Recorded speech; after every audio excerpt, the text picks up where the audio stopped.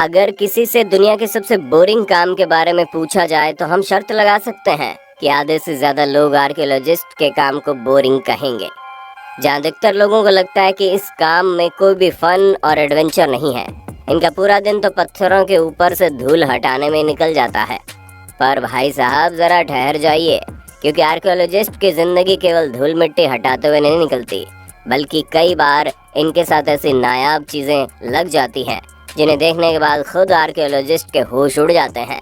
फिर चाहे वो 3000 साल पुराना मोबाइल फोन हो या फिर एक ऐसी डिस्कवरी जिसकी मदद से ये पता चलता है कि आज से 2000 साल पहले भी इलेक्ट्रिसिटी पृथ्वी पर मौजूद थी।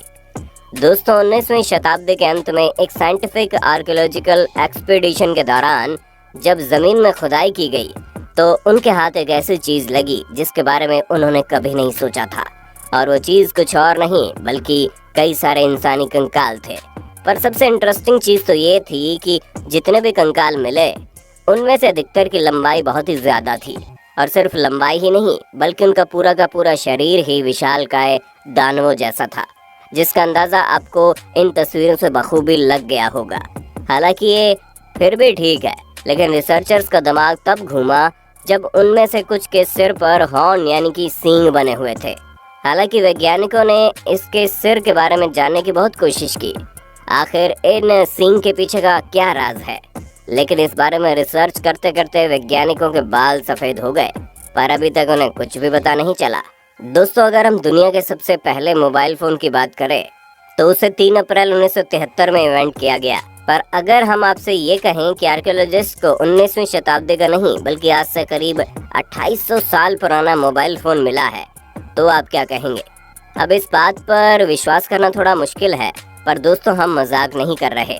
असल में ऑस्ट्रेलिया के एक टाउन में जब खुदाई हो रही थी तभी अचानक से ये डिवाइस आर्कियोलॉजिस्ट के हाथ लगा, जो दिखने में बिल्कुल नोकिया मोबाइल फोन जैसा है।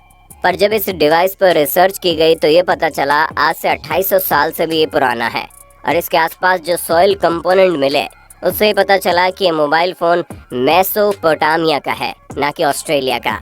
अब ये चीज सुनने के बाद हर कोई हैरत में पड़ गया, क्योंकि जिस मोबाइल फोन को बनाने में हम इंसानों को इतने साल लग गए वो भला आज से हजारों साल पहले कैसे मौजूद हो सकता है।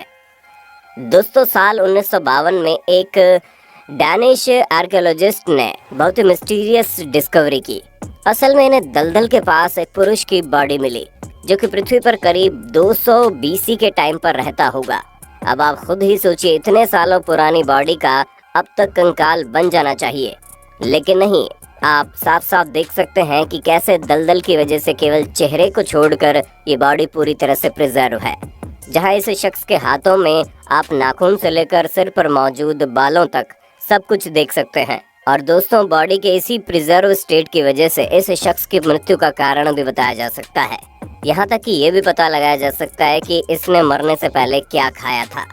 और इस बॉडी के ऊपर हुई रिसर्च में पता चला है कि इसके शरीर में कई सारे घाव मौजूद हैं, जिनमें से कुछ बहुत ही गहरे हैं, जिससे इस बात की पूरी संभावना है कि इस शख्स की मौत का कारण इसके शरीर में मौजूद घाव हो सकते हैं।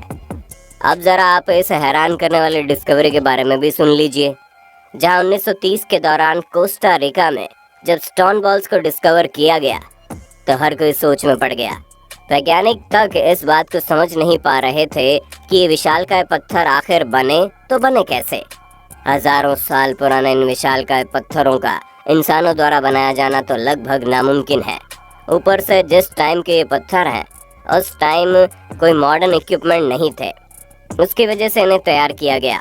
इसीलिए इनके अस्तित्व पर कई सवाल खड़े हो रहे हैं।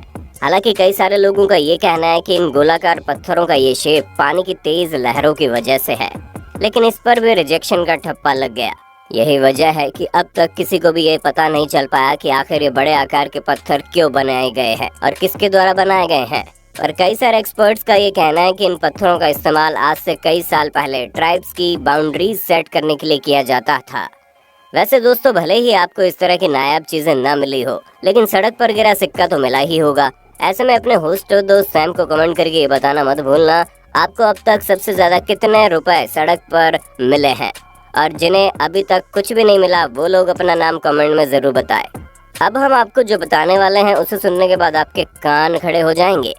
जब बात इलेक्ट्रिसिटी की आती है तो हम सभी को पता है कि इसका इन्वेंशन आज से लगभग 200 या 300 साल पहले किया गया होगा और उससे पहले लोग बिना बिजली के अपनी जिंदगी बिताते थे। लेकिन जिस हिसाब से आर्कियोलॉजिकल एविडेंस मिले हैं उससे साफ पता चलता है कि आज से 2000 साल पहले भी बिजली पृथ्वी पर मौजूद थी। हम ऐसा इसलिए कह रहे हैं क्योंकि अभी कुछ ही समय पहले दुनिया की सबसे पहली बैटरी की खोज हुई। ये एक 13 सेंटीमीटर का जार है जो बिटुमेन और आयरन रोड से फिल्ड है और इस एक जार के अंदर एक कॉपर सिलेंडर है जिसके अंदर आयरन स्टड भी मौजूद था। साथ ही साथ इसमें एसिड भी फिल किया गया था। इन सभी चीजों को देखा जाए तो ये बैटरी 1 वोल्ट का करंट जनरेट कर सकती है। अब 2000 साल पुरानी किसी चीज में इस तरह के अरेंजमेंट होना कोई मामूली बात नहीं है। दोस्तों, मोआ न्यूजीलैंड में रहने वाली एक ऐसी बर्ड स्पीशीज है जो 15वीं शताब्दी में हमारी पृथ्वी से विलुप्त हो गई थी। ये बर्ड 4 मीटर लंबी हुआ करती थी, यहाँ तक कि इसका वजन 250 किलोग्राम का था। अब इससे आप समझ सकते हैं कि बर्ड कितनी ज्यादा बड़ी होगी। और ये सब हम आपको इसलिए बता रहे हैं क्योंकि पिछले कई सालों से एक्सपर्ट्स को इस विलुप्त हुई बर्ड के ऐसे कई सारे अंश मिल रहे हैं जिन्हें देखकर वो भी हैरान है। पर सबसे ज्यादा हैरानी तो तब हुई जब एक एक्सपीडिशन के दौरान न्यूजीलैंड में खुदाई की जा रही थी और तभी इस विशालकाय बर्ड का एक मम्मीफाइड पंजा मिला। और ये पंजा इतना ज्यादा सटीक है कि इसे देखकर एक नजर तो इंसान धोखा खा जाएगा कि ये किसी बर्ड का पंजा है, वो अभी मरी है। पर जब रिसर्च की गई तो पता चला वो पंजा इसी बर्ड का है जिसके शरीर से सैकड़ों सालों पहले कट करके जमीन के अंदर दफन हो गया था।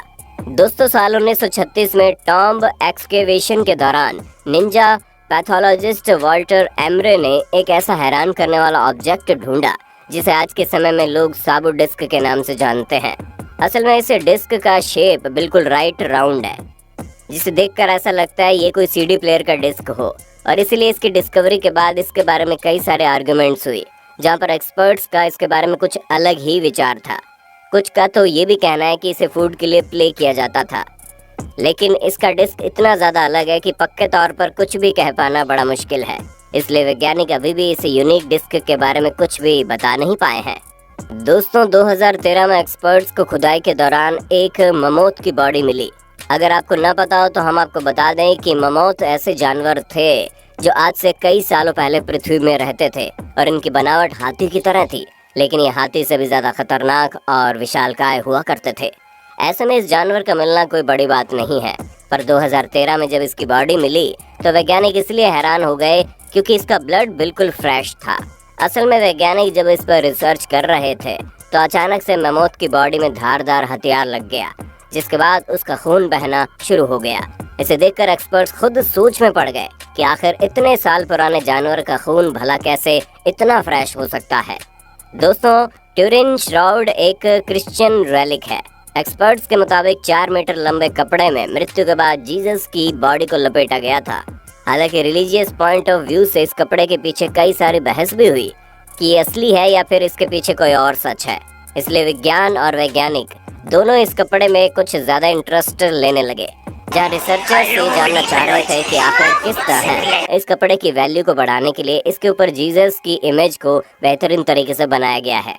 पर लाख रिसर्च करने के बाद भी उन्हें इस ट्यूरिन श्राउड में कोई भी गड़बड़ यानी फेकनेस नहीं दिखी। और जब वैज्ञानिक इस कपड़े को नकली नहीं बता पाए तो लोगों का विश्वास इस पर और ज्यादा पक्का हो गया। लेकिन अगर पुख्ता तौर पर देखा जाए तो इस बारे में किसी को ये नहीं पता है कि ये कपड़ा धार्मिक चीजों से जुड़ा हुआ है या फिर इसे वैल्यूएबल बनाने के लिए इसमें कलाकारी की गई है। दोस्तों, क्विन डायनेस्टी के राजा क्विन शी हुआंग ने अपनी छोटी सी उम्र में पूरे चाइना को एक साथ जोड़ने के लिए एड़ी चोटी का बल लगा दिया था और इन्हीं के शासन के दौरान इनका टॉम बनकर तैयार किया गया। इन्हें अपने सोल्जर से बहुत ही ज्यादा प्यार था, इसीलिए इन्होंने ये फैसला किया कि अपने टॉम में बने टेराकोटा आर्मी को मरने के बाद भी जिंदा रखेंगे। इन्होंने हजारों की संख्या में मौजूद अपने सोल्जर्स की मूर्तियों के साथ साथ इनकी सेना में काम करने वाले घोड़े और हाथियों की भी मूर्तियां बनवाई, जिनकी संख्या कितनी ज्यादा है वो आप खुद ही देख सकते हैं। हालांकि ये सभी चीजें काफी समय तक लोगों से छिपी हुई थी, वो तो एक खोज के दौरान इस जगह के बारे में पता चला और तब ये सारा राज खुला। तो दोस्तों, आज के लिए बस इतना ही। उम्मीद है आपको हमारी ये वीडियो पसंद आई होगी। अगर हाँ तो ऐसे इंटरेस्टिंग वीडियोस को लगातार देखते रहने के लिए चैनल को लाइक, शेयर और सब्सक्राइब करना बिल्कुल भी ना भूलें।